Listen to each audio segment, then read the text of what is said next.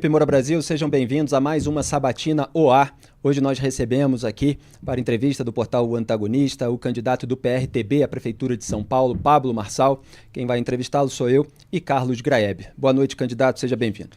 Boa noite, obrigado pelo convite e começa já fazendo um M28 aí, tamo junto. Lembrando que já entrevistamos a candidata Tabata Amaral, do PSB, o prefeito Ricardo Nunes, do MDB, e vamos entrevistar na quarta que vem, 18 de setembro, a candidata Marina Helena, do Partido Novo.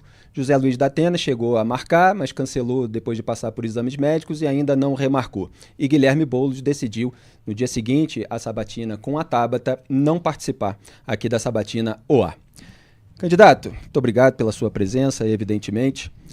E, para começar, eu queria abordar o item 1 do seu plano de governo, onde o senhor fala ali de time formado por indicações técnicas, mas já defende a reforma administrativa. Só para esclarecer a compreensão de reforma administrativa. Quando a esquerda aumenta o tamanho do Estado, gera imediatamente uma preocupação, nossa, com o aumento dos gastos públicos, com a possibilidade de mais cargos para o toma lá da cá, com a instrumentalização política, com brechas para a corrupção, tudo isso que a gente denuncia aqui há mais de 15 anos. O senhor defende um aumento do número de subprefeituras de 32 para 96. Como é que isso fica aí dentro de uma proposta de reforma administrativa?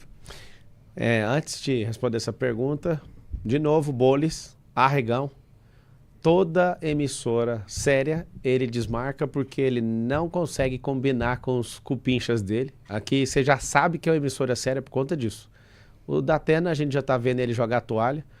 Eu espero que ele ouça os conselhos aí de todo mundo. E respondendo a sua pergunta, Felipe, a gente vai fazer sim uma reforma, só que as pessoas não têm acesso à prefeitura porque os marqueteiros no processo eleitoral tratam o eleitor como patrão, né? Para te convencer a eleger alguém, ou seja, dar um emprego para alguém no dia 6 de outubro. Só que depois você não é tratado nem como patrão e nem como cliente. A verdade é que essa é uma cidade grande, gigantesca, de 96 distritos, 472 bairros e mais de 1.000 favelas, interligando tudo que a gente chama de São Paulo. E tem 4 milhões de pessoas numa situação aí de comunidade. Por que eu propus fazer isso? Nós vamos diminuir os números de secretarias, só que com a dinamicidade de uma gestão eficiente. Uma subprefeitura hoje tem de 5 a 7 prédios e a pessoa às vezes precisa de 3 serviços, precisa ficar andando. Então só de otimizar uma subprefeitura em um prédio e levando tecnologia para estar ali integrando de fato um 56, que não é para inglês ver, mas para você acessar da sua casa, porque todo mundo usa celular hoje praticamente, a não ser aquelas pessoas que perderam o celular, né? A segurança está uma desordem aqui nessa cidade. O fato da gente colocar um em cada bairro, essa capilarização, é para você ter acesso à prefeitura. E não ser tratado como pirulito e boca de banguelo, precisando de ir em 3 prédios diferentes. Às vezes a pessoa precisa mexer no CAD, ela tem que ir num prédio. Aí ela precisa... Imagina um funcionário público falando, não, você tem que voltar em outro lugar. Você vai ter um lugar, inclusive nós vamos pegar os prédios ociosos da prefeitura. A prefeitura de São Paulo tem mais de 40 mil imóveis. E o Bananinha, que é o futuro ex-prefeito, ele não dá conta de fazer gestão disso, não consegue responder ao certo quantos imóveis tem na prefeitura. Tem que fazer requisição pelo Ministério Público, até hoje não tem um mínimo de resposta. O que a gente vai fazer então? Uma otimização, a gente vai aumentar sim a capilarização para que você, como cliente, saiba que tem como ser atendido aí perto da sua casa. Você tem gente que pega o atestado de um dia para ir 2 horas num serviço, numa prestação de serviço da prefeitura, porque não está capilarizada ali perto da casa dela, ou perto do serviço dela. A gente vai fazer é facilitar. Com esse aumento e fazendo essa otimização de prédios e inclusive entregando prédios alugados e ficar com os prédios da prefeitura, a gente vai ter economia. Agora, só um detalhe, que a gestão Nunes disse que essa triplicação do número de subprefeituras geraria um aumento aí de 67%. Você então admite que há um gasto, mas se você considera um gasto investimento. Que... Se é para servir o povo, não é gasto. Aí tem que explicar o que é a diferença de custo e despesa. Despesa é você ter um monte de prédio desenfreado e tratando você como bobo. Te tratam nas propagandas políticas como um patrão, só um dia, o dia 6. Depois se vire, é isso que eles pregam. Depois os marqueteiros vão embora com seus 30 milhões de reais, cada um dessas 4 campanhas que estão aí, e depois acabou. O que a gente está propondo é o seguinte, é uma dinamicidade. Reunir num prédio só, eu sei que você concorda com isso, e eu sei que você sabe que nós temos dinheiro para colocar aí no seu distrito. Porque 32 subprefeituras, você ainda está longe. A maior parte da cidade, 2/3 da cidade ainda estão de fato longe disso. Agora, a gente vai enxugar essa administração, que não precisa aumentar a quantidade de pessoas, não vai ter esses prédios esparramados, a gente vai criar economia. Então vai fazer uma gestão mais enxuta e mais tecnológica, isso vai trazer eficiência. Então, candidato, eu queria lhe perguntar justamente sobre isso, né? Porque quando se fala de reforma administrativa, normalmente a gente pensa em mexer no pessoal, né? Mudar as carreiras, reestruturar, enxugar ou ampliar o tamanho do time, né? Então, eu queria saber qual é a sua... Se o senhor tem uma meta definida para essa reestruturação, enquanto o senhor quer reduzir o contingente dos concursados, vai querer mexer em concursado ou só em cargo comissionado, enquanto? Então, eu queria que o senhor desse mais detalhe, por favor. Nos concursados não, mas a questão comissionada é muito companheiro que tem ali, é muita gente incompetente. Só que todos terão a chance de ser avaliados, desses comissionados. Não vou chegar tocando as bruxas aqui e vou fazer mil coisas assim, não. Agora, a grande verdade é que um consórcio comunista que está aí hoje, nesses partidos, que você já sabe quem são, Nunes... Ah, não, ele não é não. É sim, a Marta Suplicy era secretária do Nunes, agora é vice do Boulos. O Aldo Rebelo, que é um dos comunistas mais respeitados do comunismo nacional, é secretária aí. A Soninha, que é abortista, esse povo tudinho que gosta de linguagem neutra, essa ideologia de gênero, essa besteiraiada que esse povo vive fazendo, tá tudo debaixo da gestão do Ricardo Nunes. E eu só entrei nessa discussão aqui, nessa disputa, porque não tinha ninguém. Sacaram o Salles da disputa. Eu falei, mas São Paulo vai ficar na mão de um esquerdista? Não faz sentido. Uma economia tão pujante. Então é o seguinte, tem uns 35 secretarias hoje para abastecer esses 12 partidos políticos. Tá Kassab, tá Temer, imagina, Temer, Valdemar Costa Neto, aquele do Mensalão, esses caras todos, Milton Leite, estão todos juntos para mamar nessa prefeitura. É uma prefeitura que representa a riqueza de nações, inclusive, é o terceiro maior orçamento do país. Agora, o que a gente pretende é enxugar isso tecnicamente, porque a gente não está devendo nada para ninguém. Nós chegamos até aqui, segundo a Veritá, a Exame e a CNN, até que saia a outra pesquisa, nós estamos em primeiro descolado desses caras. No Data Povo, que é vendo esse povo na rua, é assustador o tanto de gente que faz isso aqui. Eu sei que está assistindo aí, já faz o M28 e entra para a guerra. Vou te falar por quê. Porque é um milagre estar aqui onde eu estou. Sem padrinho político, presta atenção, sem tempo de televisão nem um segundo, sem tempo de rádio, sem marqueteiro, sem dinheiro público e sem as minhas redes sociais. Só somos Deus e o povo. Então, assim, sobre essa questão de enxugar essa máquina, eu não sou da teoria de vamos para o estado mínimo e nem sou esse cara de companheirada que quer o estado máximo para arrancar seu couro. Eu sou afim do estado eficiente, de ter gestão, de ter metadado, de saber como fazer isso. Isso eu já sei fazer no privado, eu só nunca fui funcionário público e agora eu vou provar para vocês o tanto que é fácil alguém bem intencionado, alguém que não está devendo nada para outro, não me curvei para nenhum deles. Vamos ganhar, vamos trazer, respondendo até aquela primeira pergunta, Felipe, as indicações serão técnicas, partidárias e vai ter um recrutamento de seleção. Estou em paz. Por exemplo, o Felipe Sabará, que foi secretário tanto da prefeitura e agora do Tarcísio no estado, ele é um cara que veio, é um dos maiores apoiadores nossos. Um abraço para o Sabará, conhece muito, tem mostrado várias soluções para mim, ele é o líder do plano de governo nosso. Ele é um cara que eu não prometi para ele cargo nenhum. Ele sabe que eu estou conhecendo o coração dele, ele é um cara que provavelmente vai passar nesses... Ele é do Republicanos, ele é um cara que provavelmente vai assumir aí, passando no processo seletivo, mas não tem combinado com ninguém, nem com ele, nem com ninguém. Agora, o senhor tem um partido, sim, certo? E é absolutamente natural. E, na verdade, vai ser difícil evitar que o partido reivindique um pedaço da sua administração. Já estamos combinados, não vai ter. Não vai ter? Não vai ter, já estamos combinados sobre isso. Mas... compromisso assumido compromisso aqui, né? Sabatino lá. Do senhor e do partido também. Sim, o próprio presidente já falou na coletiva para 13 veículos de imprensa. Não tenho esse compromisso com ele. O compromisso é técnico, sabe disso. Vou te dar a prova que isso é um assunto que vai ser tratado com seriedade. Eu tenho dezenas de empresas e não contrato um parente, eu não autorizo isso. Eu não contrato alguém porque é cota de parente, cota não sei de que, não. É gente competente. Se eu ver o cara competente e eu não senti o olho dele brilhando por pessoas e não amar gente, não vai. Eu vou fazer um processo seletivo de novo. Se você me der a chance, eu preciso dessa chance para te provar que tem como mudar essa política na cidade de São Paulo e no Brasil. Se você me der essa chance, eu vou te falar. Vamos vencer isso no primeiro turno, no dia da vingança, que é o dia 6. Eu vou ter outubro inteiro, novembro e dezembro. 90 dias para escolher um batalhão de elite. Eu vou abrir isso para partidos políticos, para todos, inclusive. Só que você sabe, caras de extrema esquerda e de esquerda não conseguem andar perto de gente que é loser igual a gente. Que é sal, sabe, mar sal? Imagina um mar de sal. Esse povo que é comedor de açúcar, esse povo que é frio, é vitimizado, eles não dão conta de andar assim. Eu vou abrir o convite para todo mundo. Ninguém governa sozinho.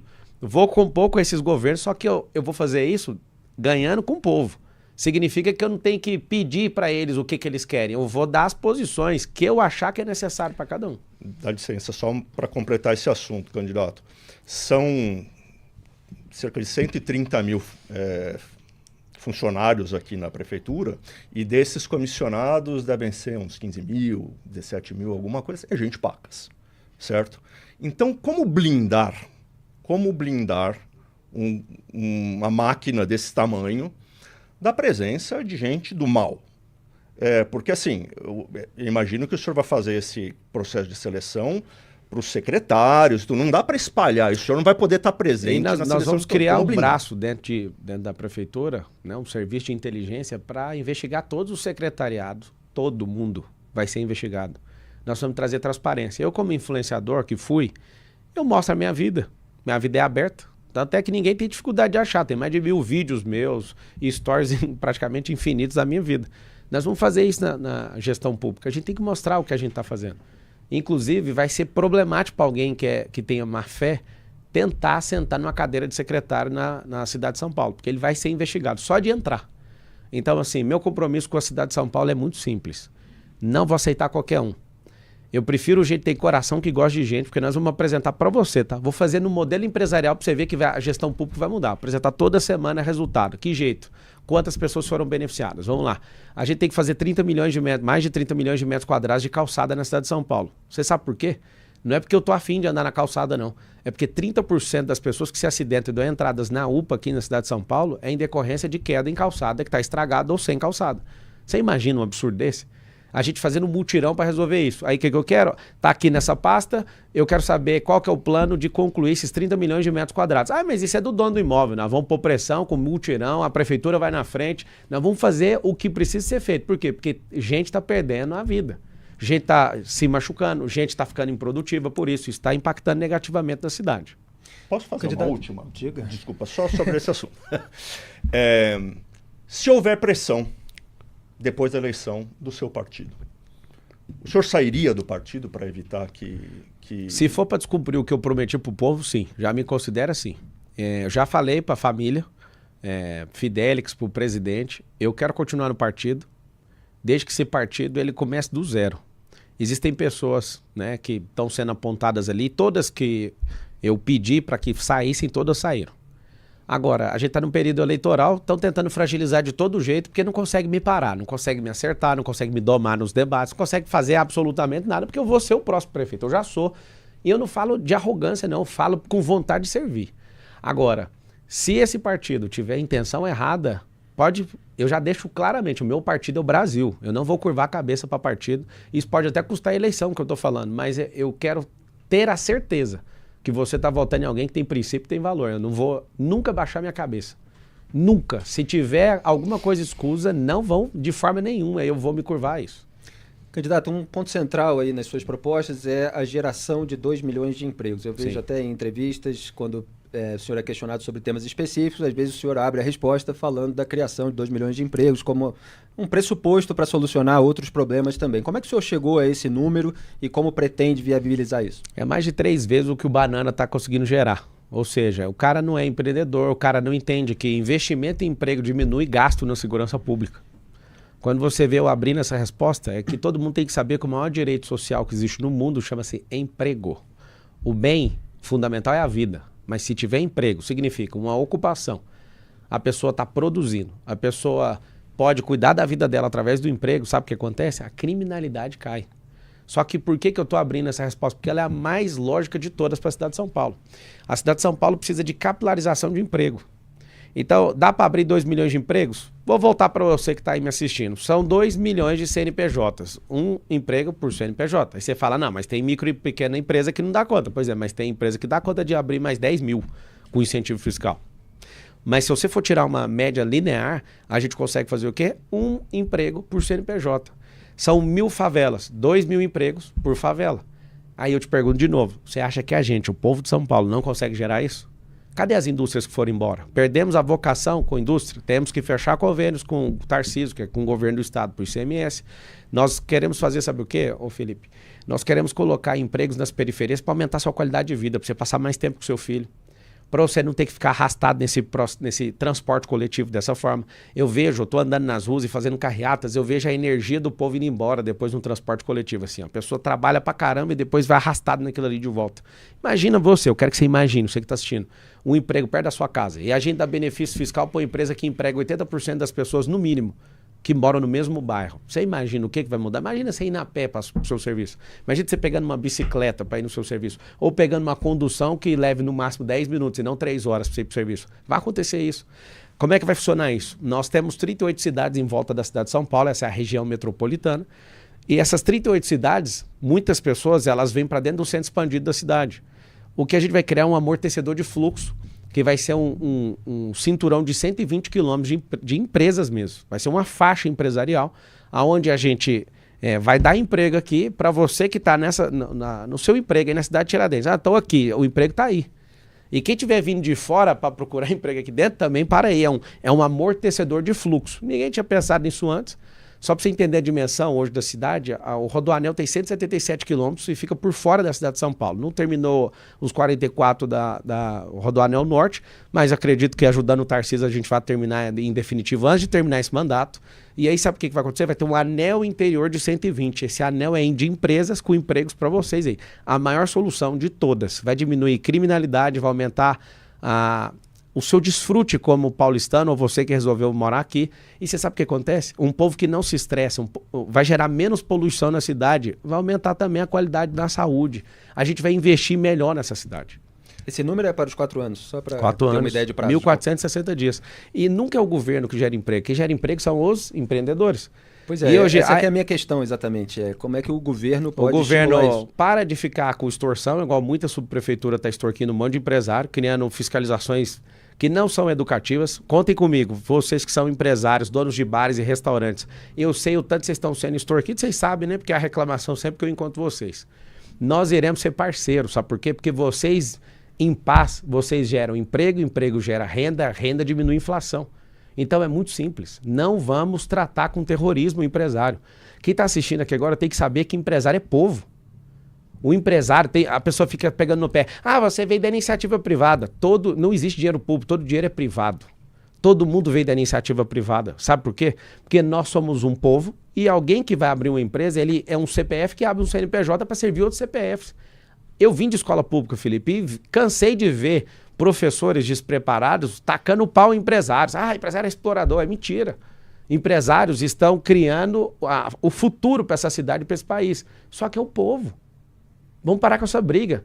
Ontem eu fui entregar uns adesivos na casa de um apoiador que pediu pela internet. Eu estava gravando um vídeo e o pessoal estava pintando um prédio. Aí vem cá, Marçal, faz o M, vamos tirar uma foto. Eu vou postar no meu Instagram lá, Pablo Marcal por SP. Eu vou pedir para minha equipe postar para vocês verem, pelo menos no Stories ou no Reels. E aí o cara fala assim para mim, eu queria ficar rico igual você. Aí eu falei, que é mesmo? Tem essa conversa gravada, eles vão postar aí. Pablo Marcal por SP. Aí você quer mesmo? Aí ele falou, quero. Eu falei assim, quanto que o cara que te contratou para pintar o prédio tá ganhando do condomínio? Eu não sei. Falei, então você tem que aprender a fazer pergunta. Porque é você que está executando, certo? Se juntar vocês aqui, vocês dariam conta de abrir uma empresa? Não. Então qual foi a pergunta que você não fez sobre empresa? É por isso que nós vamos ensinar a empresarização desde pequeno. Aonde? No ensino básico. Então a prefeitura vai ensinar quem não quer ter seu próprio negócio, abrir sua vendinha, vender alguma coisa. Você compra ali no Brás e revende. Quem que não quer fazer isso? É uma pergunta que eu faço. Segunda, todo CNPJ vai ter um braço de ensino. Vai ser custeado pela Prefeitura de São Paulo, EAD. Vai treinar 3 públicos, os colaboradores da empresa, os parentes e os vizinhos, geograficamente próximos a essa empresa. De novo, por que a gente quer fazer isso? Porque a educação no Brasil não é continuada. Nós somos um povo que estamos escolarizando um povo que até o final do ensino médio ninguém consegue fazer uma conta de matemática básica. A gente joga trilhões. ao longo de uma década no lixo e a gente não consegue educar um povo para prosperar. Candidato, deixa eu só voltar um pouquinho atrás, que a gente está se afastando do que eu queria perguntar. Que o senhor mencionou logo no comecinho da sua resposta, convênio com o governo do estado, de ICMS e tudo mais. Acontece que está tendo uma reforma tributária. Até aprovar vai ser um milagre. Mas está acabando, daqui a pouco vai aprovar. Ótimo, mas desculpa a expressão, mas contar com o ovo no cu do calango. Mas daí a questão é a seguinte, vai tirar da mão dos gestores uma das grandes ferramentas que sempre foi, que é a guerra fiscal. Sim. Eu baixo imposto e tal. Então, isso vai dificultar bastante o cumprimento dessa promessa. Acabou de dificultar, eu vou pegar terrenos da prefeitura, iniciativa parceria público-privada, não vai mudar nada, eu vou conseguir atrair do mesmo jeito. Se tiver um líder forte, tiver sendo transformada a cidade, todo mundo vai querer vir para cá. Estou recebendo mensagem de muitos nordestinos falando, agora eu vou para São Paulo, vai ter emprego. Ou seja, vocês podem inventar o que quiser, nós vamos fazer. O que não dá para fazer é o que não existe. O que a gente está aqui para fazer é simples. Traga dificuldade, põe no meu colo e está solucionado. Se tem que ir para Brasília pedir ajuda, vou pedir. Se tem 70 deputados federais pelo estado de São Paulo, vou pedir também, inclusive. Só para vocês entenderem, tem um negócio que a gente vai fazer que é zerar as filas de exame e cirurgia. São 447 mil pessoas em exame, esperando. A gente está necrosando, esperando o exame e nem sabe de quê. E 192 mil pessoas precisando de quê? Cirurgia. Como que faz isso? As emendas dos deputados federais, 66% delas são gastas com saúde. E eu vou pegar essas emendas, isso é com relacionamento, porque eles não têm obrigação de investir na cidade de São Paulo. Cada um leva para o seu reduto eleitoral. Eu vou pegar esses caras e dividir o louvor com eles para falar assim, ó, esse deputado trouxe isso para cá, nós precisamos fazer um mutirão. E tem um dinheiro.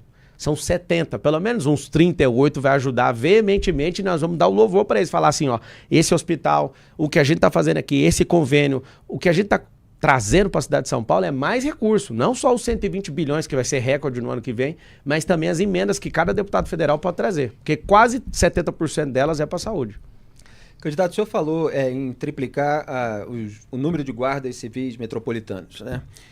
E depois de uma viagem ao Salvador, o senhor conversou com um especialista no assunto, voltou com o próprio ministro da Justiça, o Gustavo, que criou uma revolução lá. Certo. E voltou com uma ideia diferente, com um plano diferente, que envolve, inclusive, um uso diferenciado da Polícia Civil, da Polícia Militar. Sim. Esse plano agora está definido e o senhor pode esclarecer? Posso. Eu tomei um susto em El Salvador, porque até a sexta-feira passada eles estavam com um número que eu agora sei que dá para fazer em São Paulo. 695 dias sem homicídio. Eles erraram em muita coisa, acertaram muito mais coisas, e a gente aprendeu muito ali. Inclusive o Felipe Sabará estava junto. Depois que a gente saiu dali, a gente entendeu o seguinte, que a gente precisa valorizar a carreira do GCM, tem uma PEC 57 que vai tornar, e eu vou ajudar na celeridade disso no parlamento. Acho que esse prefeito Banana aí nunca foi lá, ele não aparece nunca lá. Eu sem ser político, vou diversas vezes em Brasília, tenho um relacionamento muito bom com os deputados e senadores. A gente precisa de quê? Uma coisa absurda. Nós precisamos de começar fechando o crime no dia 1º de janeiro. No plano de governo, Felipe, tem o anticrime.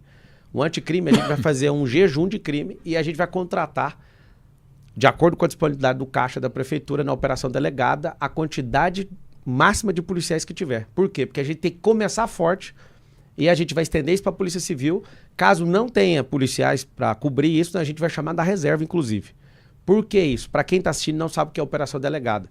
Ao invés do policial militar, que é funcionário público do Estado, ele nas suas folgas, ele vende esse dia para uma iniciativa privada, ele vai vender esse dia e a gente vai melhorar essa remuneração, já é um compromisso, para que você venda esse dia. Por quê? Porque você já tem um armamento, você já tem um fardamento, você já tem um tirocínio, já tem pronto. Não faz sentido a gente querer combater o crime de forma escalonada, tem que ser o contrário.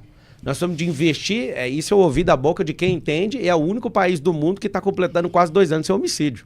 Ou seja, temos que ter humildade para aprender com eles. Isso é a cabeça de um gestor que não tem vergonha nenhuma, isso chama dinamicidade, de perceber que precisa ser feito algo. Eu fui lá, entendi, aprendi, conversei com os especialistas, com gente de segurança pública, falou, isso faz mais sentido. Porque um X de querer encher uma guarda, que dentro da lei a gente pode chegar até 24 mil pelo tanto de pessoas que tem na cidade, inclusive a nossa guarda é menor que a do Rio de Janeiro, só que se a gente for escalonando, eu não consigo chegar nesse número e trazer a representação de segurança que a gente precisa, e não consigo também melhorar os salários da guarda. Eu consigo melhorar o salário da guarda, chamar todo mundo que passou em concurso e consigo colocar o máximo de pessoas dentro da operação delegada para já começar um jejum de 30 dias de anticrime. E aqui vai um recado para todo mundo que acha que falta oportunidade de São Paulo. Criando emprego já vai diminuir a criminalidade. Aumentando a operação delegada e fazendo esse jejum nesses 30 primeiros dias, ou seja, conte com o mês de janeiro. Nós temos 10 rodovias de entrada na cidade de São Paulo e 38 cidades em volta compondo essa região metropolitana. O distrito mais perigoso que tem maior quantidade de crimes aqui na cidade chama Distrito de Pinheiros. Nós vamos atacar esse distrito e abrir para os outros 95 e bandido ou vai atacar em outro lugar ou vai arrumar um emprego. Vocês precisam saber disso. Essa é a última geração do crime, por quê? Porque tendo emprego, dando uma identidade esportiva e ensinando as profissões do futuro para vocês e a empresarização, é impossível vocês caminharem por esse caminho aí. A gente vai bater de frente com a criminalidade aqui na cidade de São Paulo. E só aproveitando, tem um tema polêmico em relação à guarda, em relação a policiais de uma maneira geral, que é a body cam, que é a câmera no uniforme do policial. O senhor tem uma posição definida? A posição é do governo do estado, né? Eu acredito que gasta muito recurso para ficar gravando isso. Eu vejo que a polícia perde a pujança, perde a forma de atuar, e eu vejo que os policiais estão na retranca, né? Porque não faz sentido um cara defender o Estado e depois que ele faz alguma coisa, ele tem que pagar advogado. Então, os policiais de hoje, com a câmera, apesar de parecer muito republicano isso, é um gasto que pode ser convertido para causas emergenciais do Estado e não coloca a polícia em descrédito. Se, de fato, você acha que o policial tem que ser vigiado, tem que estender isso para outros funcionários públicos. Eu acredito que a gente não precisa, no nível social que a gente está hoje, de ter câmeras para policiais. Já que admitiram, eu quero dar os parabéns para o governador Caiado lá de Goiás, ele é alguém que bate o pé e fala que não vai ter isso no estado. E tem a melhor segurança pública. Não estou falando para puxar a sardinha de um cara que é amigo meu, inclusive. Eu estou falando simplesmente porque tem a melhor segurança pública comprovada do Brasil. E se tiver perdendo no primeiro lugar, os policiais são bem remunerados. Ali todo mundo, os poderes são fechados contra a criminalidade, ali não se cria e não tem câmera. Ou seja, não tem câmera e aí tá em primeiro, de vez em quando troca ali com Santa Catarina, fica em segundo. Os caras não têm câmera, ou seja, tem lugares que é melhor que o nosso e não tem câmera. Ou seja, a gente precisa questionar bastante ao invés de gastar bilhões em soluções que a gente acha que vai resolver e acaba inibindo o policiamento. Candidato, uma das partes da solução do Bukele para a segurança é encarceramento bravo ali. Tem um volume gigante, número gigante de salvadorenhos que foram para a cadeia. Ele passou ali o rodo nas gangues e tudo mais. Então, isso faz parte do seu a prefeitura não tem encarceramento, isso é o Estado, né? Agora, esse que é o problema. É só perguntar para a população, você prefere o encarceramento ou a morte em massa que está acontecendo? Não. Não, eu estou falando para a população. A minha preocupação é como viabilizar a solução. O seguinte, crie o máximo de emprego que você puder, treine o máximo de pessoas que você puder, que você não vai precisar encarcerar ninguém. Agora, no nosso pacote anticrime, o que é anticrime? É prever o crime e mostrar que esse crime está sendo assistido, esse pré-crime, antes de acontecer o crime. Com a análise preditiva, que o PSOL, que é um partido não sei da onde, que podia sair desse país e caçar um rumo lá para Venezuela, para baixo, lá para onde que quiser, aqui não tinha que estar esse povo. É uma vergonha. Alguém está disputando a eleição desse partido. O único prefeito do Brasil, que é do PSOL, está com 70% de reprovação lá no Pará. Me ajuda. Não vamos pôr um delinquente aqui na cidade de São Paulo. Bolis, se você quiser ser prefeito, arrume outra cidade, que enquanto o xerife Marçal estiver aqui, você nunca vai pôr essa bunda sua na cadeira de prefeito da cidade de São Paulo. Se esse é seu sonho, mude de cidade, que delinquentes não vão sentar nessa cadeira. Então é o seguinte, o que é essa análise preditiva? Hoje, São Paulo tem menos de 20 mil câmeras e poucas delas são inteligentes. O que é uma câmera inteligente? Ela que tira um relatório, tira uma análise e faz um input para algum outro tipo de processamento para já ir na ponta, já colocar ou o contato humano ou o contato robótico para a pessoa saber que está sendo de fato assistida ali. O que é a proposta? A proposta não é de encarceramento, é usar a inteligência artificial para monitorar. Por exemplo, o cara vai meter a fita. O principal medo do paulistano hoje é perder o celular. Cada 3 paulistanos, ou pessoas que decidiram morar nessa cidade, cada 3, um já teve o seu celular furtado. Existe um modus operandi no crime. O que os caras do crime chamam de bater uma fita, fazer a fita, eles têm o mesmo comportamento. É um comportamento, é ir, voltar, ficar olhando, aquela coisa. Aquilo já é detectado e ou intromissão não, né? Uma intersecção ou uma aproximação humana ou robótica. A ideia, eu trouxe para testar, um drone israelense, a gente vai fazer isso primeiro no distrito de Pinheiros, para todo mundo ver que é o mais violento. Se tiver um acesso, vem um drone, tipo, a pessoa tá vendo que tá tendo uma reação ali. Já tem isso na Califórnia funcionando, inclusive, nas rodovias, não dentro de cidade. E as pessoas, quando sabem que tem certeza da punição e tem certeza que tem alguém vigiando, a criminalidade vai quase a zero. Então, tendo disponibilidade de emprego, tecnologia e esse anticrime, junto com a operação delegada e, de fato, alguém com disposição para encarar a criminalidade, já era. Então, não câmera corporal, mas aumentar o número de câmeras vigiando a cidade, é isso? É isso, já tem as câmeras. O problema é que elas não são inteligentes. Lá em Londres, tem dezenas, eu não vou falar centenas, porque tem as checagens aí, mas são dezenas de vezes mais câmeras que em São Paulo. E a criminalidade é altíssima. Por quê? Não adianta ter câmera. Tem que ter inteligência artificial e tem que ter um input para que a pessoa saiba o que está acontecendo. Se ela sabe que está sendo vigiada e tem certeza da punição, já era. Aqui vai virar um paraíso e tem como virar. O senhor tem um nome já para comandar esse programão aí de... Tem vários nomes e eu vou submeter todos a um processo seletivo. E fiquem em paz que a gente vai colocar alguém que tenha compaixão de gente, não gente que quer o cargo para sucatear a máquina pública ou para os seus próprios interesses. Candidato, a Cracolândia é um tema frequente também em debates e discussões políticas em São Paulo há muitos anos. Já se fala aí no levantamento de 72 Cracolândias espalhadas por 47 bairros. O prefeito Ricardo Nunes esteve aqui, falou que não são exatamente Cracolândias em determinados lugares, às vezes se tem ali usuários. E há guardas civis metropolitanos que foram presos por extorsão de comerciantes envolvidos em tudo isso. Como é que o senhor pretende agir na prefeitura para combater esse local que preocupa tanto os paulistanos? O Felipe Sabará, de novo, cuidou disso pessoalmente e comprovadamente ele tirou 3.500 pessoas da situação de rua e deu emprego. Não só tirou da rua e jogou em outro lugar, não. Deu emprego. O maior empregador de pessoas que saíram da Cracolândia chama-se McDonald's. O segundo, Burger King. Se você foi no Burger King, no McDonald's, tinha alguém que já morou ali na Cracolândia e hoje mudou de vida. Tem uma lei no estado que permite aí que... E nem está sendo cumprida, porque ela é colocada como 30% da merenda escolar vir de economia familiar, né? De plantações familiares. Hoje é 5%. E a grande ideia do Felipe é levar essas pessoas para esse tipo de emprego e para bares e restaurantes, que é onde eles têm a maior adesão por baixa qualificação, dependendo do serviço. Então, qual que é o grande problema? São 3 lugares. O lugar é a rua, o segundo lugar é o abrigo, o terceiro lugar é um lugar onde ele trabalha ou mora próximo do trabalho. 3 lugares. Leva 7 vezes, em média, para você convencer o morador de rua para sair da rua para ir para o abrigo. E aí a batalha de levar ele para o emprego. De 6 meses a 24 meses para você recuperar emocionalmente uma pessoa dessa. Nós já sabemos como, e a pessoa que cuida hoje do nosso plano de governo é a pessoa certificada que já sabe fazer isso. Agora, tem um interesse, Felipe. Existe um interesse de algumas ONGs que seus dias estão contados, tá bom? Tem uma ONG que chama Craco Resiste. Essa ONG, ela distribui seringa, distribui cachimbo e pega dinheiro público. Olha o nome, a Craco Resiste. Eles querem que a Cracolândia continue. Ou seja, virou um puteiro esse negócio. Gastamos 1 bilhão, não investimos. Porque se tivesse investido, tinha diminuído. Hoje, em relação ao ano passado, em dezembro do ano passado, cresceu 23% a quantidade de pessoas em situação de rua.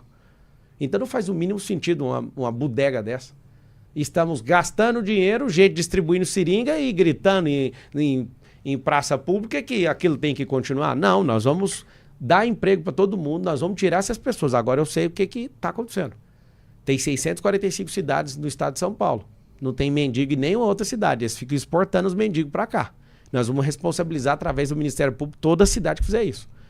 Precisa de uma coisa que o Ricardo não entende, que é gestão, que é metadado. Precisa de cadastrar todo mundo de novo e entender. Eu parei 2 pessoas na porta da Sé, e aí, da catedral, e eu pergunto para um, acabou de sair do presídio e já caiu para lá. 11 anos de cadeia, cumpriu, saiu. Até tá no meu Instagram, se você quiser ver, dá uma rolada aí no feed que você vai ver. Eu abraço o cara, oro com ele, perdoo ele como sociedade. Ele, não, eu vou pro abrigo. Aí a galera não deixa. Ou seja, foi uma vez, tem que ir, média 7 vezes. O outro eu perguntei, o outro é lá de Moçambique, perdeu o passaporte e tá aqui. São coisas simples de alguém pegar. Nós vamos criar a figura do anjo da guarda. Se tem 80 mil pessoas em situação de rua, ao invés de pôr dinheiro na mão de uma ONG que quer dar cachimbo e seringa, nós precisamos de colocar em lugares onde tem esse programa, que é o quê? Um programa anjo da guarda. Um anjo para cada um e ficar do lado da pessoa. Porque a pessoa, ela está na situação de rua, ela fica do lado do cara que está em situação de rua. É um ambiente que não vai promover ela. Ela precisa de ir para um abrigo e precisa de ir para o emprego. Uma colônia onde a gente vai colocar ela para trabalhar, vai dar esporte para ela, vai colocar funções, ocupar a cabeça. E aqui está um segredo, que a maioria das pessoas não sabe. O cérebro, para continuar funcionando, precisa de um vício. É por isso que você que está assistindo tem um vício. Esse vício tem que ser edificante. E ninguém corta um vício de uma pessoa e deixa ela sem vício. Ela tem que estar viciada ou no esporte, ela tem que estar viciada em leitura, ela tem que estar viciada em trabalhar. Nós vamos criar novos vícios para essas pessoas. E isso é uma das coisas que mais salvam gente. É entender que um cérebro não pode ficar desocupado, porque senão a pessoa ela começa a corroer a própria identidade dela. Ela precisa de trocar por vícios que são edificantes. O que você conhece como virtude? Greg. Uma curiosidade, Vamos lá. uma coisa que as pessoas entendem pouco, ou também não entendo bem, que é a participação dos evangélicos na política e, enfim, é uma fatia da população que está crescendo, todo mundo sabe disso. Queria que o senhor explicasse qual é a sua relação, de fato, com esse movimento. Porque, dias atrás, o Tarcísio de Freitas e o Ricardo Nunes se encontraram com um monte de pastores. Um monte é quanto? Eu não sei. Então não pode chamar de monte, pode ser um cupim ali de fazenda de 2 metros. Se eu não me engano, eram 400 pessoas que estavam nesse encontro. Era bastante gente.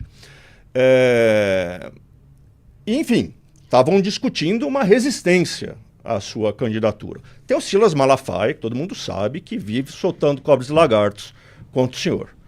Então, afinal, qual é a sua relação com o movimento evangélico?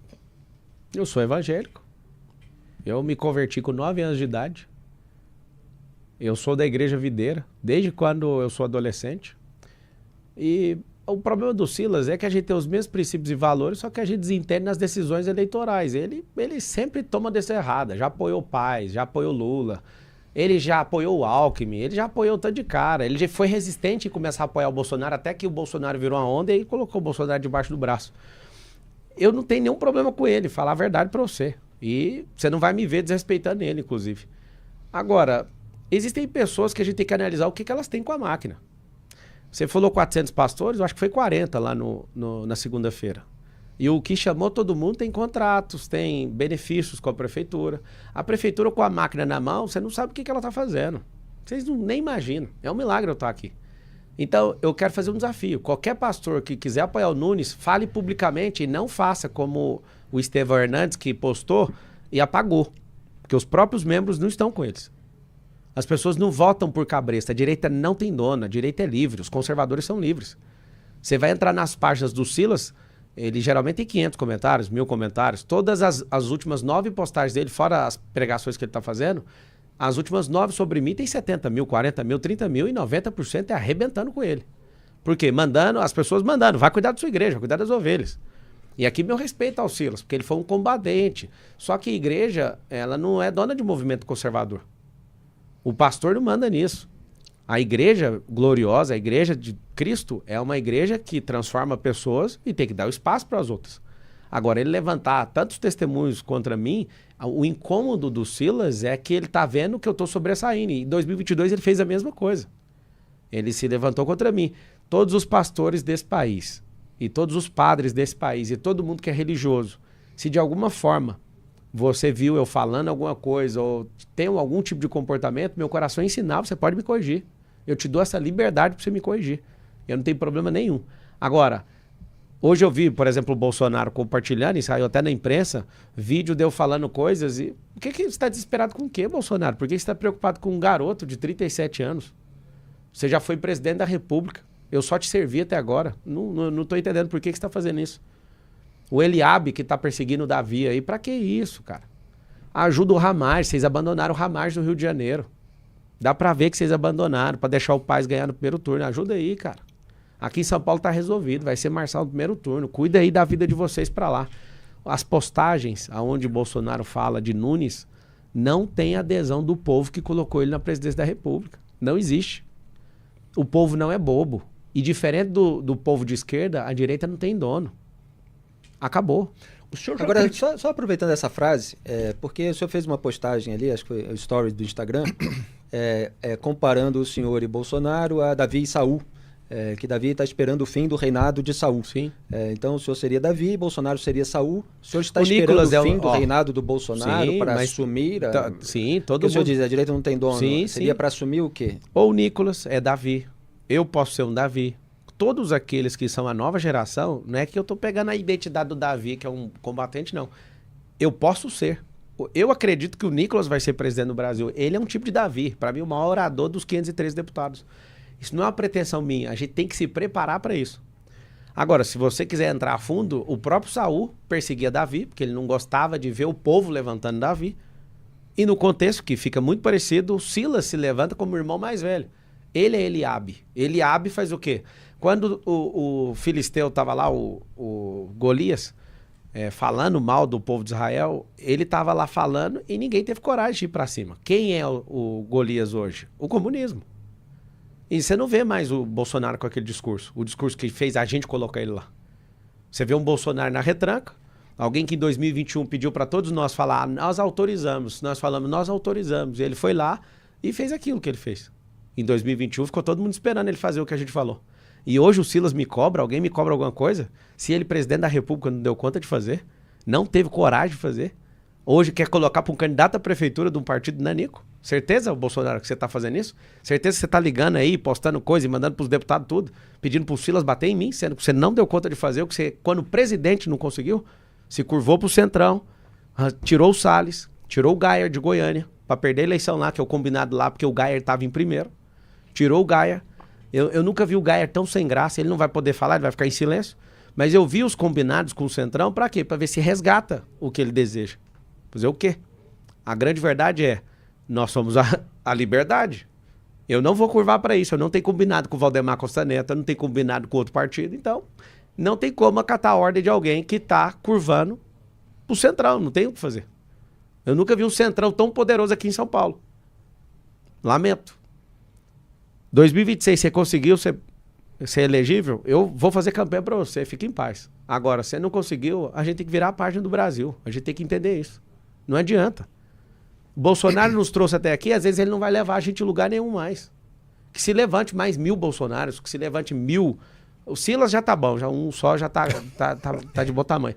Agora, que se levante 10.000 Nicolas, que se levante pessoas que de verdade querem defender essa nação e tem coragem para defender. E só aproveitando essas figuras todas, é uma resposta muito rápida, se for possível.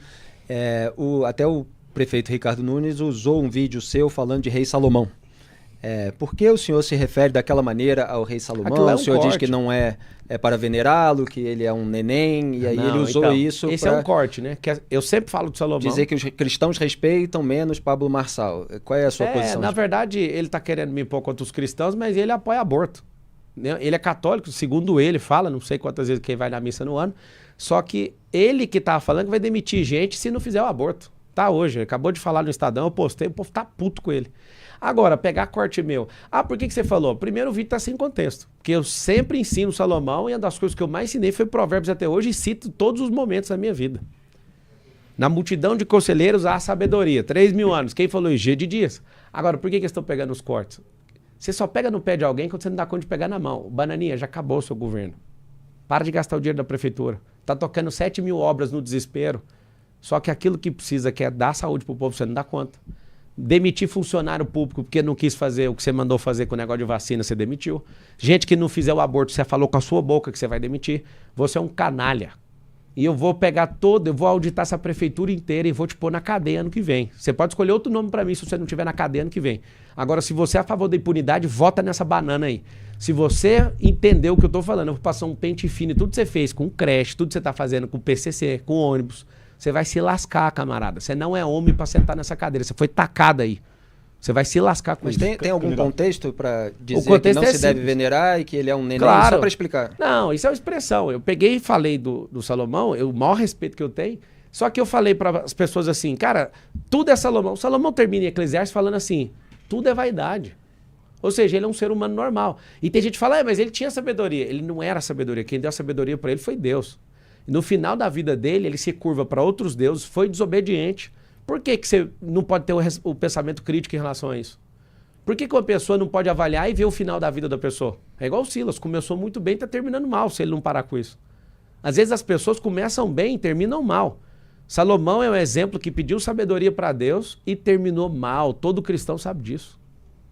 E aí a gente tem a oportunidade hoje de fazer diferente. E você quer cometer os mesmos erros que Salomão? Simples. Não precisa idolatrar nenhuma figura bíblica. Você precisa ter amizade com Cristo, você precisa ser um cristão verdadeiro. Eu não afino para nada que eu já falei. Errei muito em coisas que eu falei, assumo todas. Mas uma coisa é muito simples. Querer usar corte por aí, quem é o rei do corte, você já sabe, não é você não, banana. No próximo debate eu vou tacar uma no seu peito que você não vai conseguir sair dali. Tá bom? Candidato, eu queria voltar um pouquinho atrás do que o senhor estava falando aí, sobre a possibilidade do Bolsonaro estar elegível em 2026, daí o senhor está com ele e tudo mais. E se não estiver, o senhor pode sair da prefeitura para... Não vou sair, vou ter a paciência e não vou errar igual o Dória. Tá, então isso é um compromisso. 100%. Não... 1.460 dias na minha agenda dedicada ao povo de São Paulo. E se seguir tudo certo, Tarcísio ir para reeleição, para governo, eu também vou partir para reeleição na prefeitura de São Paulo, caso seja do agrado do povo. Ok. Era só isso? Acabou a entrevista? Não acabou a entrevista. Candidato, estava vendo o item 29, saúde da mulher, no seu plano de governo. E fala ali, investiremos em políticas para prevenir a gravidez precoce. Essa é uma pauta aí que é uma interseção de saúde e educação.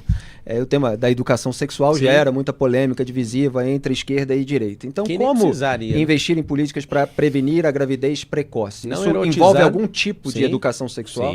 Sim. Familiar e na escola. A gente tem que ensinar segurança sexual e não erotização, igual estava fazendo nas escolas. A gente não tem que erotizar, falar de homossexualidade ou falar de heterossexualidade, nada disso. Tem que falar para a criança não deixar ninguém tocar no órgão genitor. Não tocar na sua genitália. Não tocar no seu orifício rugoso lombar. Não, para a criança ter a segurança. E não para ela ser erotizada, que é o que estava acontecendo. Eu vi de escola pública, é um caos. A gente tem que guardar as nossas crianças. Por quê? O nível de perversidade de uma nação define, inclusive, a criminalidade. Define, inclusive, o potencial da nação, a perversidade. Esses dias eu vi uma pesquisa mundial, mostrou que o Brasil é o país, no momento primeiro do mundo, no outro momento segundo. País mais perverso do mundo. Ou seja, falta educação sexual, de segurança sexual. Não é o que a criança tem que fazer. Hoje, a militância está enfiando que o seu filho tem que ser 1000 coisas, tacando ideologia de gênero. Deixa eu te falar, você que é uma senhora, pode ser católica, evangélica, você pode ser ateu. Você quer que seu filho vá para a escola e volte parecendo um alienígena? Você quer que seu filho volte com as conversas, com camiseta de gigolô, de Karl Marx? Você quer que seu filho volte da escola com Che Guevara? Você quer? Não, me fala, você que pariu essa criança, você que amou essa criança, você que investiu grande parte da sua vida numa criança dessa, vai pra escola pra voltar pra ser um imbecil? Alguém que é preguiçoso, alguém que me vê na carreata, fica pondo o dedo e eu mostro a carteira de trabalho, aí seu filho vai sair correndo? É isso que você quer pro seu filho? Não faz sentido. A escola não é lugar pra idiotizar nem paulistano e nem brasileiro. A escola é lugar pra ensinar a prosperar. Para a pessoa falar assim, eu vou dar tudo no esporte e vou entrar no nível de competição. Por isso nós vamos transformar a escola na escola olímpica. Ah, vamos fazer a escola em período integral. Não tem infraestrutura. Tem sim. Primeira parte, você vai estudar a teoria e depois nós vamos para a prática. Se tiver identidade esportiva, por que escola olímpica? São mais de 60 modalidades. Não é possível que o seu filho não vai encaixar nenhuma. Ah, meu filho não quer, então vamos para a música.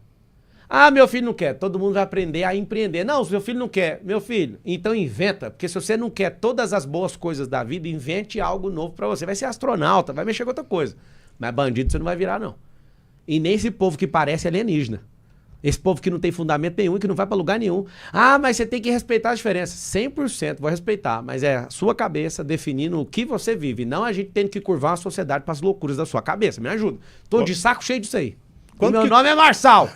Quanto que custa esse projeto da escola olímpica aí? A escola olímpica, cada centro olímpico custa R$1,5 milhão. Então a gente quer fazer 1.000, dá 1,5 bilhão, que é o dinheiro que gasta para aumentar o povo na rua aí, né? Só pra você saber de onde tirar o dinheiro, que você fez assim, como se eu tivesse responsável com a parte fiscal dessa cidade.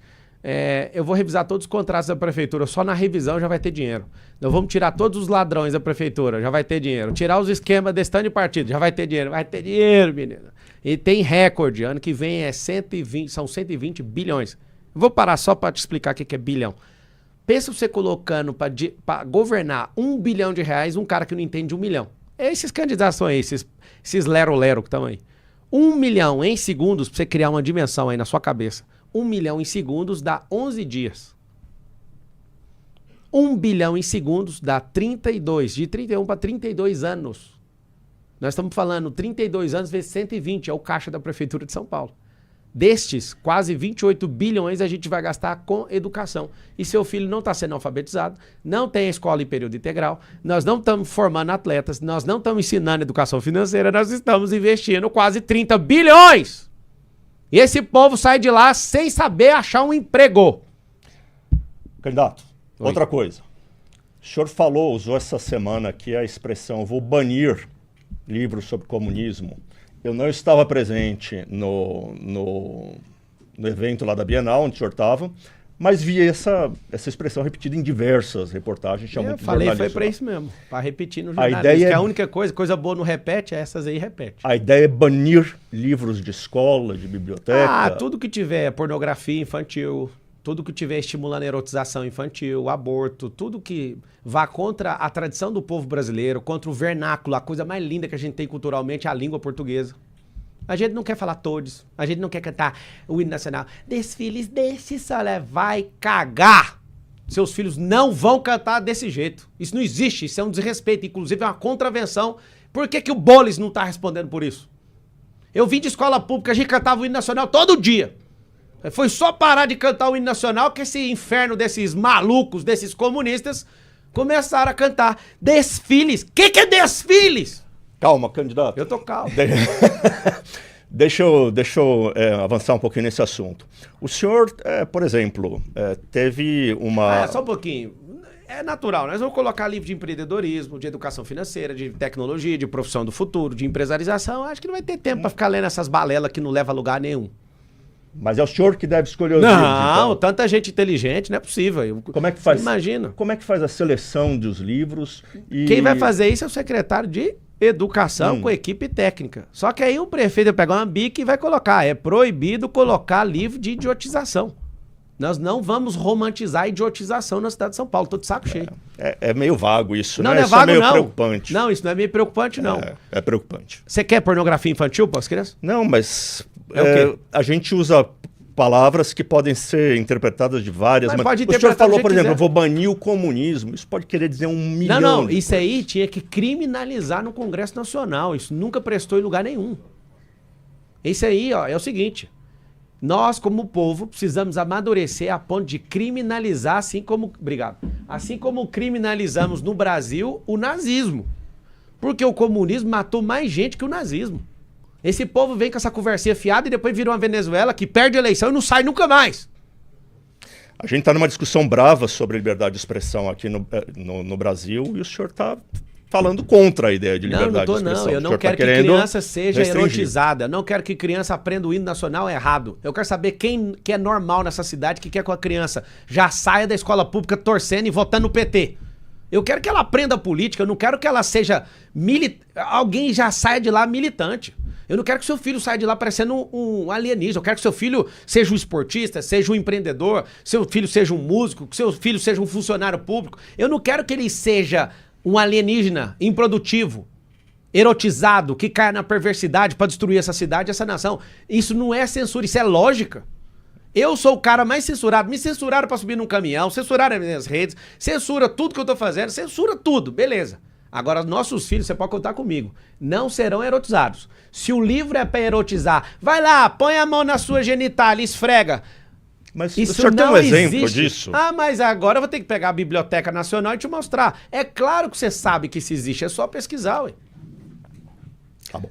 Você estudou escola pública? Sim. E aí, você não viu nada disso lá? Em Rio Claro. Quantos anos você tem? Eu tenho mais do que o senhor. Quantos? 54 anos. Essa é a época que a gente era feliz. Você tá indignado porque você não faz parte da minha geração. Eu tinha uma excelente professora de português. E você respeitava Dona ela. Rosalina. E você respeitava ela. Sim. Hoje os professores não são respeitados. Os policiais não são respeitados. Esse é o modus operandi dos comunistas do Brasil. Esse consórcio comunista do Brasil leva a gente na barriga. Eu pareço o Enéas aqui brigando, eu pareço um maluco. Deixa eu te falar, não é brincadeira. Dos mais de 60 livros que eu já publiquei, um deles é A Destruição do Marxismo Cultural. Esse povo não está brincando, tem mais de 100 anos. 2020 agora fez 100 anos que eles estão rodando um plano para destruir as nações que são fundamentadas nos princípios judaicos cristãos. Parece que eu quero levar o negócio para a religião, mas não é. É porque esse povo quer idiotizar. Esse povo tem entrado dentro das religiões para ensinar que Jesus era comunista. Você tá maluco? Jesus sempre multiplicou o pão, ele nunca dividiu o pão. Presta bem atenção. Comunista divide pão. O que é dividir? É pegar um pão e dividir para 5 mil. Não dá nem cheiro de farinha, nem de nada, nem de nada. Do trigo. Agora Jesus não dividiu, Jesus ele multiplicou. Nós vamos mudar a mentalidade do nosso povo, nós vamos ensinar o povo a ser multiplicador e não divisor. Divisor vira sentimento faccioso, que ninguém consegue prosperar. Nós vamos limpar essa miserabilidade da cabeça do povo aqui em São Paulo e nós vamos mudar esse país. Acredita no que eu estou te falando, que é possível. Eu já tenho feito isso na iniciativa privada e minha vontade de fazer no setor público. Fazer a política virar filantropia. Quem resolveu a própria vida vai... Escuta o que eu estou falando, a minha entrada na política é para isso. Uma pessoa entrou e ela, de fato, resolveu a vida dela, as pessoas vão olhar e vão falar, vamos dar uma chance para essa pessoa. Ela cuidou da vida dela, vai ajudar a gente a fazer a gente cuidar da nossa. Candidato, aqui a gente aborda todos os escândalos associados a cada candidato e, evidentemente, virou tema dessa campanha a condenação que o senhor sofreu no âmbito de um processo que depois acabou prescrito. O senhor tem dito, tenho visto as suas respostas, que o senhor foi condenado em primeira instância, que não transitou em julgado, Sim. que tinha atenuante, que o senhor era um jovem ainda, ficha limpa, etc. O juiz não acatou a defesa, né? Ele falou que com os conhecimentos que o senhor, Pablo Marçal, detinha em informática, possibilitava-lhe claramente compreender a perfeita dimensão do que ocorria, ainda mais com os programas maliciosos existentes nos computadores, não sendo razoável capturar tantos e-mails para fazer simplesmente a publicidade de um médico que viajava com frequência, conforme afirmado por ele. Isso está lá na decisão do juiz do caso, um caso envolvendo um esquema de fraude bancária. A minha pergunta não é exatamente sobre o processo em si. Eu vejo as suas respostas, às vezes o senhor diz, me envergonha ter associado essa pessoa, às vezes o senhor diz, aprendi com erro, e às vezes, evidentemente, diante de comunicadores que o senhor associa à esquerda, o senhor aponta a corrupção petista, etc. Nós sabemos, temos um presidente que foi condenado num processo que depois prescreveu por caminhos diferentes. Denunciamos aqui a corrupção petista, mensalão, petrolão, etc. O que eu queria saber do senhor é o seguinte, o que o senhor considera que o senhor fez de errado nesse caso? Andar com vagabundo. Para ter esclarecimento. Simples, andar com vagabundo, errei. Mas o senhor admite que cometeu um crime ou foi um erro? O senhor foi levado, manipulado? O senhor não tinha conhecimento? Não tinha, zero. Essa é a sua... Zero. O cara é duvidoso, isso não tem como negar. Vai lá na UOL e ouve os áudios. Eu ligando pro cara e pedindo R$40. Você imagina, um ladrão pedindo R$40 pro outro e o cara falando, não tem 40, tem 20. Eu ganhei R$350 em algumas semanas trabalhando pra esse cara e tomei um processo criminal de 13. Fui atrás da Defensoria Pública, a defensora olhou pra mim e falou, você vai pegar cadeia, você vai ter que arrumar um advogado particular. O advogado Dr. Esmerino Roriz, pode ir atrás desse advogado que ele vai te contar o que eu tô falando. Lá de Brasília, cobrou R$2.000, pergunta pra ele se eu paguei, eu nem tinha esse dinheiro. Ele deixou o processo, porque eu não tinha como pagar. O processo correu à revelia, Felipe. Arrependo profundamente. Aqui está meu histórico. Mas em relação a que o senhor se arrepende? De ter andado com esses caras e prestado serviço para eles. E acabou. É uma relação de trabalho. 16 anos de idade, 1º de maio de 2003, minha carteira está assinada. Operador de áudio. Quando eu saio dessa empresa, eu queria entrar na faculdade e não tinha dinheiro. Fui prestar serviço para esse cara numa loja dele de informática e depois ele pediu para eu ir a alguns lugares onde tinha computadores. O computador parava e eu arrumava. O que aconteceu? Nesse pouco espaço de tempo, eu não consegui fazer a faculdade de Direito no começo do ano, eu acabei entrando do meio do ano para frente. Eu arrumo um emprego de novo, de atender de call center depois disso. E esse processo me destrói. Eu tenho vergonha disso, sim.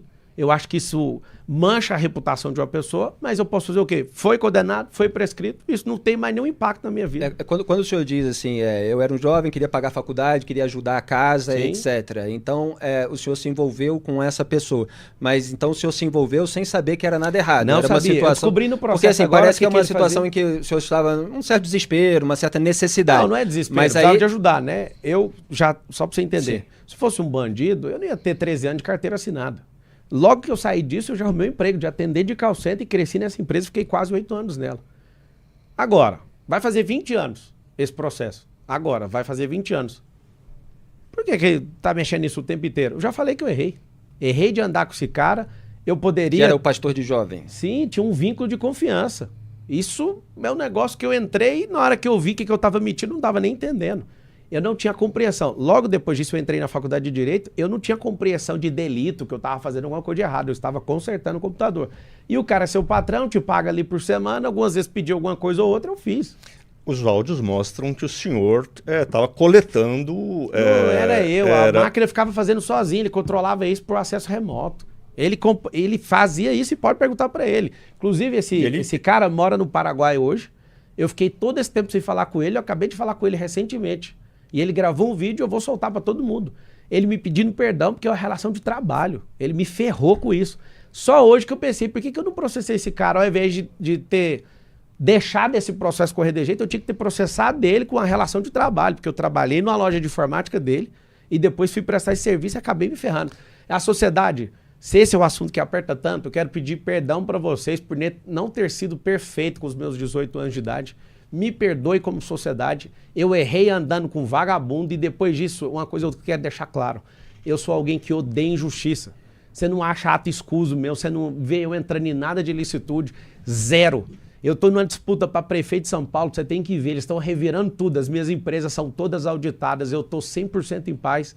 De fato, foi uma merda que aconteceu na minha vida, eu peço perdão para vocês. Nunca toquei em nada de ninguém, se achar eu devolvo 4 vezes mais. Nunca tive compreensão de delito nenhum disso. Me perdoe por não ser perfeito para concorrer a esta bodega da Prefeitura de São Paulo. Só para passar limpo, desculpa, para passar limpo rapidamente, tem um momento dos áudios em que ele diz para o senhor, tá ruim aqui o material que você mandou, os e-mails que você coletou, então, o que quer dizer isso? Foi algum favor que ele me pediu. Se estava ruim, agora você imagina. O senhor deveria saber como melhorar. Não sabia, cara. Eu chegava nos lugares, a máquina estava desligada. Eu arrumava a máquina, abria o computador, deixava aberto o VPN, ele acessava. Eu não sabia o que fazia dali para frente. Agora, eu me envolvi com um cara, esse cara eu tinha uma relação de confiança com ele. Eu não imaginaria que ele ia me colocar nisso. Eu não estava atrás de um crime, eu estava atrás de um emprego. E você que está assistindo, vários dos filhos dessa cidade acabam indo para a criminalidade porque precisa de ajudar em casa. Porque querem alguma coisa na vida, tá faltando oportunidade. Não vai faltar oportunidade, porque eu tenho ódio disso. Me ferraram com isso, eu respondi um processo criminal por 13 anos, tendo a certeza que eu nunca toquei em nada de ninguém. Construí honestamente tudo, trabalhando pra cacete, tudo que eu fiz na minha vida. Me perdoe não poder ser perfeito para concorrer isso aqui e falar para vocês assim, ó, eu sou perfeito, eu não sou, eu errei. Errei em andar com essas pessoas, não tinha conhecimento da ilicitude do que elas faziam. Prestei alguns favores para eles, sim. Eu recebi, acho que 2 ou 3 vezes, R$350 por isso. Não dava para pagar o advogado. Não foi transitado e julgado, prescreveu porque eu era menor. E aí é simples. Pra quê? Eu vou ficar morrendo por causa disso. Já resolveu. Ah, vamos entrar aqui no áudio. Pode entrar onde você quiser. Meu passado foi ressignificado, eu governo o meu presente, está planejado o futuro, tá tudo bem. Eu quero que você tenha a paz de espírito que eu tenho, a inteligência emocional que eu tenho para continuar aguentando o tranco. Aguentar o Eliabe bater em você, jornalista bater em você, político vagabundo bater em você, crime organizado vir para cima de você, receber ameaça de morte e tá aqui. Vou ficar firme para servir vocês. Candidato, para encerrar, já que a gente busca aqui o esclarecimento da sua posição, e evidentemente cada espectador forma o seu juízo. O senhor compareceu à manifestação do 7 de setembro, chegou ali mais para o final, isso gerou até ruídos com os bolsonaristas, etc. Aquela manifestação defendia a anistia dos réus do 8 de janeiro de 2023 e o impeachment do ministro Alexandre de Moraes do STF. Qual é a sua posição em relação a essas duas partes? O senhor é a favor do impeachment de Alexandre de Moraes? O senhor é a favor da anistia geral para todos os réus do 8 do 1? Sobre a anistia, todos aqueles que foram presos injustamente, sou a favor. Aos depredadores de patrimônio público que responda por depredarem um patrimônio público. Agora, se não inverter essas condenações de 17 anos, que o Boulos seja incluído, junto com a turma da CUT, que estava ali no Fora Temer, quebraram também ali, ali em Brasília, do mesmo jeito, e ele por quebrar e depredar patrimônio público aqui na cidade de São Paulo, que é a Fiesp. Sobre a corte, minha opinião de jurista, não de candidato à prefeitura de São Paulo. A corte está politizada, ela precisa dar uma frenada nisso. Eu acho que o que está sendo instaurado agora vai colocar um freio na corte.